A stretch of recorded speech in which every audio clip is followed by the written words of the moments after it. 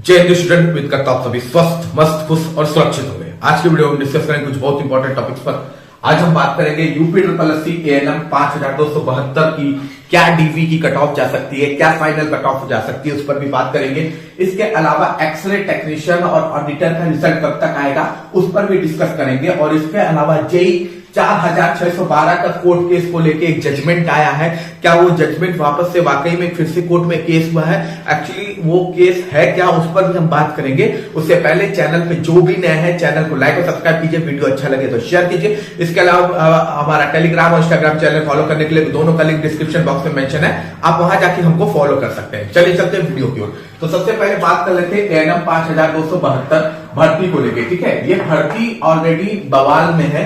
उसका रीजन ये है क्योंकि इसमें जो 35 नंबर के क्वेश्चन आए थे वो आउट ऑफ सिलेबस आए हुए थे। ठीक है, जैसे एएनएम के सिलेबस में मेंशन नहीं था कि यूपी जीके से क्वेश्चन आएगा और इसके अलावा कंप्यूटर से क्वेश्चन आएगा, लेकिन यूपी जीके से 20 नंबर का और कंप्यूटर से 15 नंबर का यानी टोटल 35 नंबर का जो क्वेश्चन है वो आपके एग्जाम में पूछ लिया गया, जो कि आउट ऑफ सिलेबस माना जा रहा है। ठीक है, अब काफी बच्चे यहाँ पे कैंपिंग भी कर रहे हैं री एग्जाम को लेके, और मैं भी सपोर्ट करता हूं कि इसका री एग्जाम होना चाहिए। ठीक है, री एग्जाम इसका होना चाहिए, क्योंकि अगर आप पेपर आउट ऑफ सिलेबस पूछ रहे हैं जबकि आपने नए सिलेबस को अपडेट करके एग्जाम कंडक्ट कराया था, उसमें जब ऑलरेडी आपने ये सब्जेक्ट ऐड नहीं किए थे, उसको बेफालतू में वापस से पेपर में पूछना तो एक तरह से गलती है।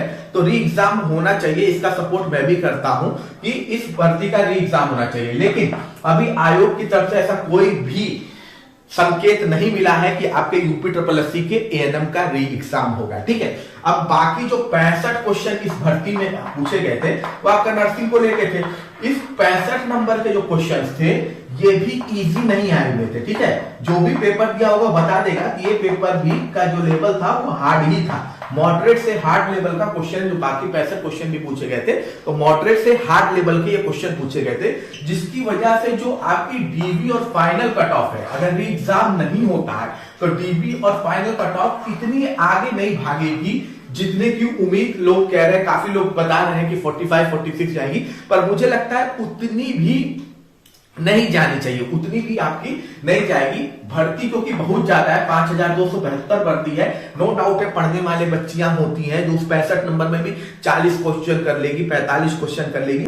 हार्ड था ना कि इजी था, तो 65 क्वेश्चन में भी पढ़ने वाले बच्चियां भी होंगी, तो उतना नहीं स्कोर कर पाएंगे जितने की उम्मीद की जा रही है। तो मेरे हिसाब से जो एक्सपेक्टेड डीबी की cut off unreserve category, OBC category और ईडब्ल्यूएस कैटेगरी की जानी चाहिए वो 30 से 32 के बीच में होनी चाहिए। ठीक है, चाहे आप ओबीसी की बात करें, क्योंकि देखिए यूपी ट्रिपल एससी में ओबीसी, ईडब्ल्यूएस और यूआर की जो डीबी की कट ऑफ होती है वो सिमिलर होती है। तो 30 से 32 जा सकती है आपकी डीबी की कट ऑफ। हो सकता है इससे भी कम आपको देखने को मिल जाए, लेकिन 30 से 32 में उम्मीद करके चल रहा हूं एक्सपेक्टेड की डीबी की कट ऑफ हो सकती है। इसके अलावा आपकी बात कर रहे हैं एसटी कैटेगरी की, तो ये 21 से 23 जाएगी। ठीक है, 21 से 23 जाएगी। वही ट्राइबल कैटेगरी की अगर हम बात कर लें एसटी कैटेगरी की, तो ये हो सकता है 15 से 17 आपको देखने को मिले। तो मुझे जहां तक लगता है आपकी जो डीबी की कट ऑफ एएनएम की होगी वो यही होगी। ठीक है, और फाइनल कट ऑफ जिस पे लेके बड़ा हल्ला है कि बहुत हाई जा सकती है,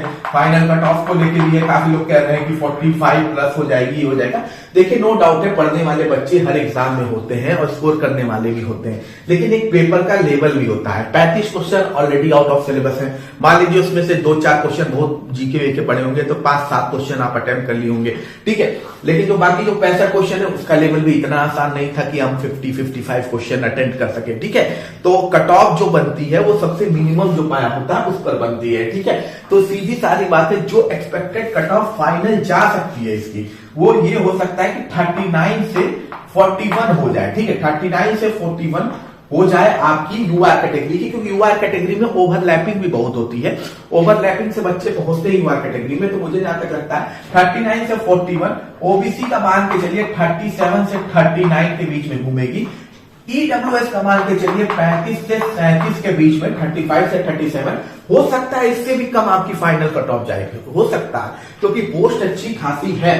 तो ये एक्सपेक्टेड इसीलिए मैं कह रहा हूं। ठीक है, इसके अलावा एससी कैटेगरी की अगर बात करें तो उसकी 29 से 31 के बीच में उम्मीद है कि फाइनल कट ऑफ जानी चाहिए। और अगर आपकी बात कर लें एसटी कैटेगरी की, तो एसटी कैटेगरी की कट ऑफ मैक्सिमम 20 से 22 हो जाए तो बड़ी बात है, ठीक है। 20 से 22 हो जाए या इससे भी कम हो जाए तब भी कोई बड़ा आश्चर्य की बात नहीं होगी, ठीक है। ये आपकी यूआर कैटेगरी की फाइनल कट ऑफ है, ये ओबीसी की है, ये ईडब्ल्यूएस इकोनॉमिक वीकर सेक्शन की है, एससी कैटेगरी की है और ये एसटी कैटेगरी की आपकी कट ऑफ है, ठीक है। ये भी एक्सपेक्टेड है, इससे भी कम जा सकती है आपकी कट ऑफ। ज्यादा मैक्सिमम होगा तो 1 नंबर बढ़ जाएगी, इससे ज्यादा मुझे नहीं लगता है कि आपकी फाइनल कट ऑफ भी एएनएम की भागेगी, ठीक है। अब हम बात कर लेते हैं अगली इंपॉर्टेंट भर्ती की। तो अगली इंपॉर्टेंट भर्ती आपकी एक्सरे टेक्नीशियन के रिजल्ट को लेके, ठीक है। तो एक्सरे टेक्नीशियन का जो रिजल्ट है, जिसके लिए बच्चे बहुत मेहनत कर रहे हैं, नो डाउट है, आप पेपर में भी पढ़ते होंगे, बहुत सारे बच्चे इसके रिजल्ट को लेके परेशान भी हैं।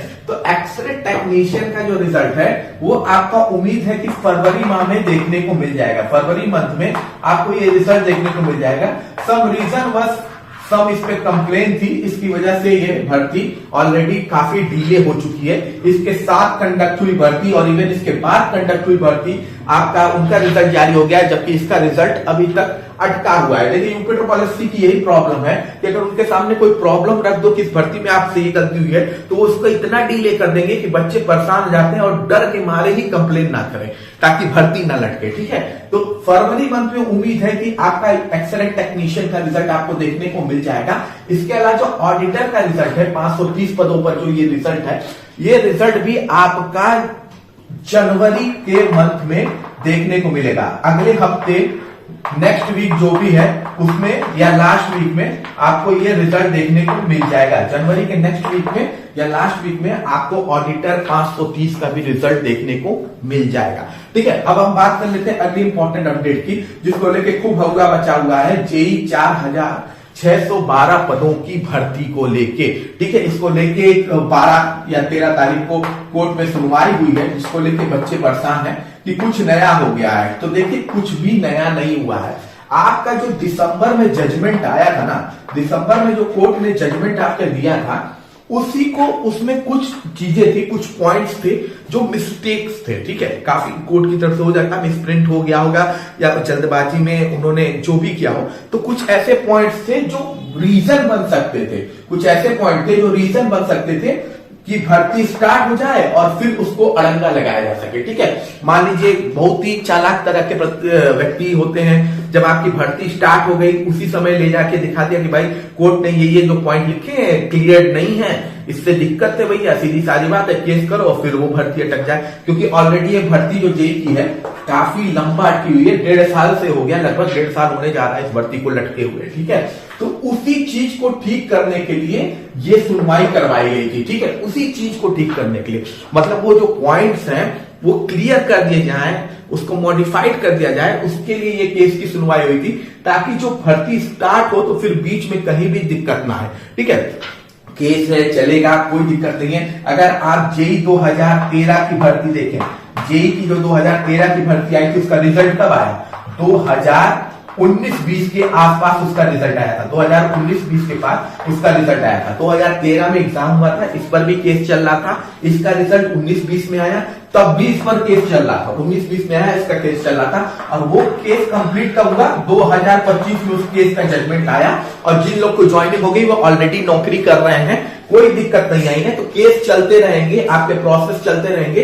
ये जो आप परेशान है कि नया कोई जजमेंट आ गया, तो ऐसा कुछ भी नहीं है, कोई भी जजमेंट नहीं आया, वो आपकी भलाई के लिए किया गया केस था, ठीक है, ताकि आपको आगे भर्ती में अड़ंगा ना देखने को मिले, ठीक है। बाकी अब देखिए आयोग पर है कि इस भर्ती को कब स्टार्ट करता है, क्योंकि अब ऐसा कुछ रह नहीं गया इस भर्ती में जिसकी वजह से इसको डिले किया जाए।